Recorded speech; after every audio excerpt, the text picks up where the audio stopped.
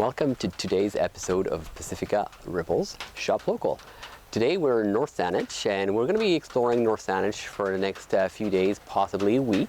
Really excited about shooting in this area, and today I want to tell you about two places we're going to explore. One is this really cool creative place, and that's the McTavish Academy of Art. Some of you probably know where it is. It's a really neat place. They do so many different amazing things, amazing programs. We're going to meet with Sean, and he's going to tell you the background story and what they do there.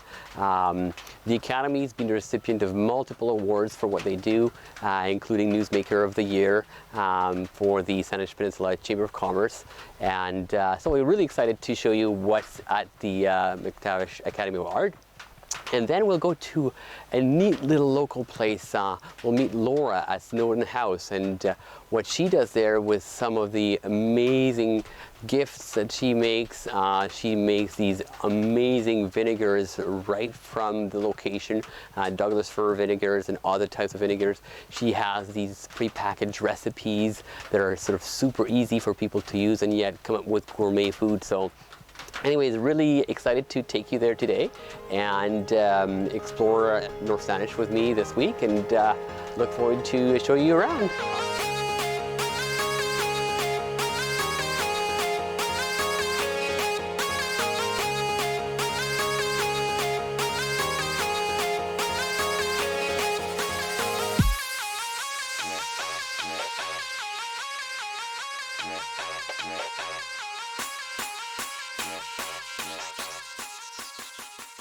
McTavish Academy of Art's been here now for just about 5 years, actually. We're just about to celebrate our 5th birthday this May. And yeah, we opened our doors in 2016 and had a blank canvas of the building to get started and to start building this vision that we had and that the community has helped shape over the last 5 years. This building has just such a neat history in the community, and that was such a big piece to what we're creating here. Was to, like as a school, it was operating as a one-room schoolhouse in 1947. I believe 1947, 1950, and it has grown over the years with the community. And then in 2016, after it had been sitting for about 8 years vacant, we were able to get the keys and start working on the building and bringing this vision to life. We're very fortunate to have so much outdoor space here. We sit on about 4.5 acres, and the access to be able to take programming outside, especially in times like these that we're in right now, was an incredible benefit to the programming that we are going to continue on ongoing now, just taking the programs outside, being in the fresh air, and opening up more learning spaces outside for not only for the kids programs that we run, but also for all of our adult programs. And it's been a really great addition to what we're doing. And as we come into plan for next summer, we've been working on spaces outside so we can be ready for spring to then again bring everything right back outside and start that again. It's to really see it as a space where community can come together and explore and experiment with their creativity in all different mediums. Everything from dance and art and yoga to programs for kids and adults, and just for that cross-generational creative experience to happen in a community and that gathering space. Yeah. Being McTavish Academy of Art, we really wanted to have access for community to try all different types of mediums within art, from canvas arts and print media, and even just like physical art forms, and being able to experiment that where a lot of people will not have access to the tools and the resources to experiment with it for one time, say, but if they can come in for a class and try all different things to experience that. And art and artistic expression is such an important part of a community's identity, of somebody's exploration, and just a way to unite and empower people. The arts, I think, are such a powerful avenue for people to explore, and they really help you get out of your head, get out of your own way to just explore and experiment different parts of you. And I know even just for myself, when we were starting with this space, I never thought of myself as an artist and in that way. But as I discovered through this journey, I've personally been learning how many different forms of art there are. When so many times people think of art, they think of a painting, but there's so many different elements of it, and the way that it can empower you, and the way that you see a child work on a canvas and paint away, and the joy that that brings them, and how we can transition that to be able to do that as we grow older and experience that same joy. When we were getting started, my dad actually met a gentleman in a coffee shop years ago, just when we were starting the building, and was sharing the story about what we were starting. And this gentleman turns out to be the most incredible artist, and we actually have a number of pieces from his collection on display right now, David Halliwell. And they became good friends, and then he was introduced to us and started connecting, and David actually has painted on just about every wall inside and out of this building, along with my wife Alicia, and he has just become part of the family here right from just that initial meeting in a coffee shop. And his artwork, and one of his newest pieces that was finished a month ago is up on the walls. And yeah, it's been an incredible journey to have him with us, and to be such a integral part just by a chance meeting in a coffee shop. At all times, we encourage all local artists to connect with us, and we find ways that we can promote local artists through the space, where, like, say for instance, all the canvases and all the paintings that are up right now, different designs of hand-painted items and pottery and different things are on display, and we always have those items around and transitioning every 60 to 90 days with local artists, and we just help to be a point that they can put those out as well. And just like so many amazing shops in Sydney do, that really support the artists in the community, which is incredible to see everywhere I go. I'll see people's pieces in different spots, and we encourage that through here, absolutely. And as we've started this space, what's also been a big inspiration is my wife Alicia, and she's created amazing canvas paintings over the years. And as we've gone through this transition and this time in our world where we spend a lot more time at home and refocusing on where life is taking us, she transitioned to creating amazing jewelry and home decor items. And they've been so well received, and she's having so much fun creating these pieces in her new company, Burl and Blossom. And so she's been designing earrings and air plant holders and all types of wood items that are hand painted and stained. And we've got a number of them here with us, and some local amazing stores are starting to carry her items as well. And she's just been so inspired to dive in and create.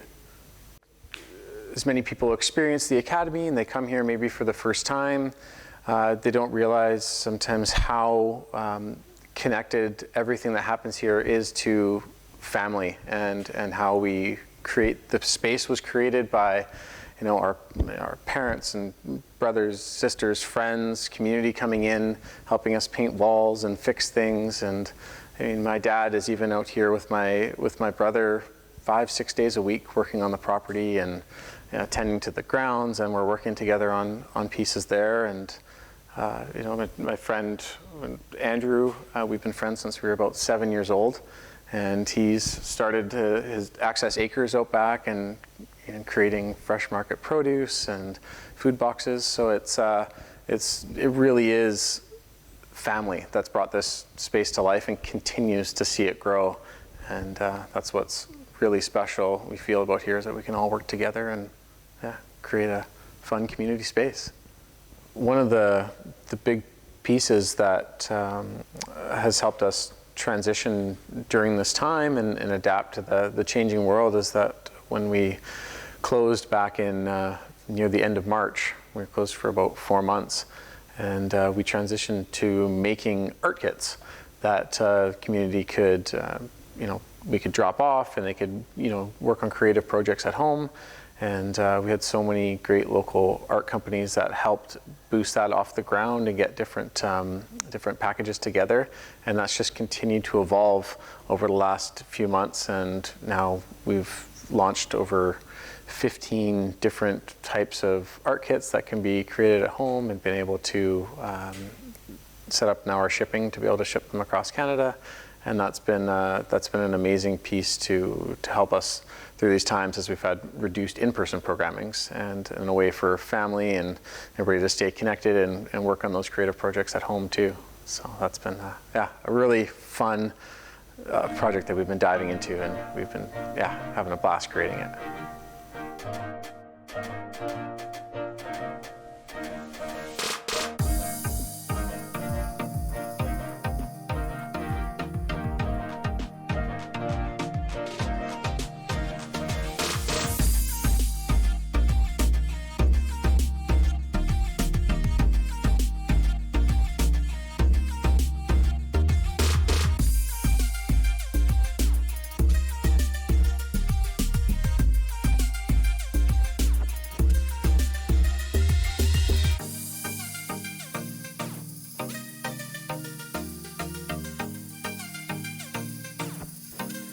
At Snowdon House, we have a 4-acre farm in North Saanich, and our signature crop comes from the Douglas fir trees that were planted out the back. So all this product here is made from the brand new shoots of the Douglas fir in the springtime. So it has become our signature crop. We make a line of super easy to make beer bread mixes, soup mixes, and about 30 other different kinds of vinegar. We make all our own packaging. So I make all my paper, and then we turn it into packaging, and we cut each box out individually.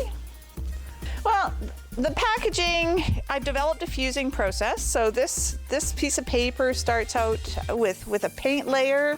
Then this one has rose petals in it. Some of them have other petals, some have coffee. This one has gold leaf, some have recycled polyester, some have fiber in them. So every square inch of the paper is different, which makes it very unique. And our latest venture behind you is to turn our paper into clothing now. We're working with a company in Montreal, and I send them a scanned image of my paper, and then they turn it into a piece of fabric, and they sew garments for us now. So each one of the papers is named after places on the island. So we have Willows Beach, we have Black Rock from Tofino, Georgia Strait, Cathedral Grove, we have Cherry Blossom, and Goldstream. Our goal has always been to make things that are really, really easy for people to make. So right now we're launching our tasting bubbles starting in the month of November. And what they do is they show people how to use our food. So you come in, have a 7-taste coursing menu, and you work your way through all the different toppings for cheese. We have rubs for meat. We have vinegars that you can not just make salads with, but also use to marinate meat and cook with. And then you'll get all of the recipes for the products as well. So Snowdon House, I bought the farm 11 years ago, and I've actually lived on the farm for 10 years. So when I bought the farm, it was pretty much derelict. It was a beautiful purple and pink house filled with cats, garbage strewn everywhere, and nothing very much was growing. So the first thing we did was plant 2,500 trees that are now the Douglas fir, is what the Douglas fir is harvested from. And then started to build all the gardens, brought in chickens, slowly took about 2 years to shovel off the property before we actually had what we wanted. So it's been a constant building process since I started. And it's ongoing. There's always a new project. Well, the Douglas fir, I knew it was edible. And when you're growing trees to be Christmas trees, you're supposed to prune them, and you're supposed to mow in between all the rows and keep them very tidy, and it takes a lot of hours. So I was spending probably the better part of my week, 2 to 3 hours every week, mowing in between all these trees. And I thought one day, this is just, I'm gonna cut them all down, and I'm gonna get $30 a tree. It's gotta be something better. So I went out to the field. Actually, I came in from the field with a branch. I didn't care where I'd picked it from. Who knew who was living in that branch, for all I knew? And I threw it into a pot of strawberries. And it tasted okay. It wasn't great, but it tasted okay. So it was enough of a hint that I knew it was edible, and I knew if I refined the process, I'd probably have something very unique. So, and we spent the last 6 years pairing it with strawberries, crab apples. We sparkle it now. We do a Douglas fir vinegar, one with Douglas fir and chili. We do a topping for brie cheese. We do a bread mix, and we do a seasoning blend. Yeah, we opened a campground on the property last year. Late in the season. We didn't get approval till very late. And then this year, COVID launched again, so it was a very slow start to camping. So the camping hasn't done what I wanted it to do yet, so I'm hoping by year 3, the camping will actually take off.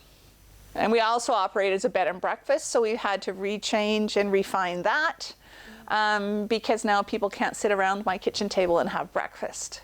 So now we've kind of partitioned off the area a little bit more than we would have normally have liked.